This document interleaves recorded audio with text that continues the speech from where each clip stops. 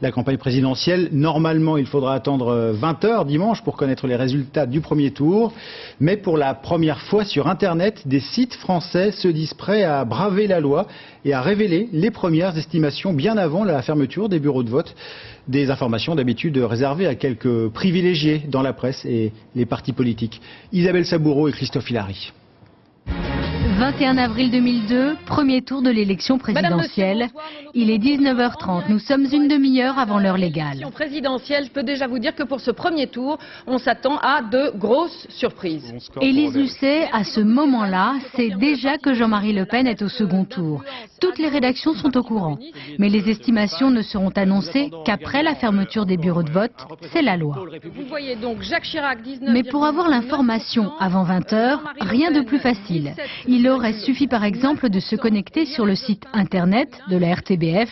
Depuis plus de 10 ans, ce correspondant à Paris annonce les résultats à ses auditeurs dès 19 h. Sauf par les radios étrangères. Comme la plupart des rédactions, avant les 20 h fatidiques, moi j'ai pu avoir l'information et les garder pour moi aurait été de la rétention d'informations dans la mesure où ma radio, la RTBF, n'est pas astreinte à la loi française puisque nous émettons de l'étranger. Par conséquent, les auditeurs belges ont droit à avoir une information. Il n'y a aucune raison de garder l'information. Pour bousculer une loi qu'il juge obsolète, ce chroniqueur Guy Birenbaum a la ferme intention de briser l'embargo en donnant les estimations sur son blog avant 20 h.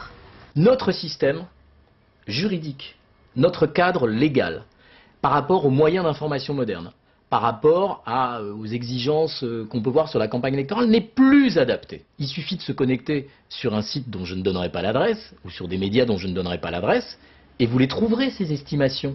Donc qu'est-ce que ça veut dire de bloquer les robinets français? C'est comme si je vous disais, vous pouvez donner les résultats avec ce téléphone, donc je vais couper tous les appels téléphoniques pour que vous ne puissiez pas appeler vos copains quand vous allez les avoir à 18h45. Face à cette offensive des blogueurs, une équipe spéciale va être chargée de surveiller la toile dimanche, pilotée par la commission de contrôle de la campagne. La diffusion vers 18h45 d'éléments d'information, etc., peut avoir une influence sur le résultat même du scrutin. Et je ne sais pas ce que ferait le Conseil constitutionnel en présence d'une marge assez étroite entre deux candidats s'il y avait eu cette infraction à la loi.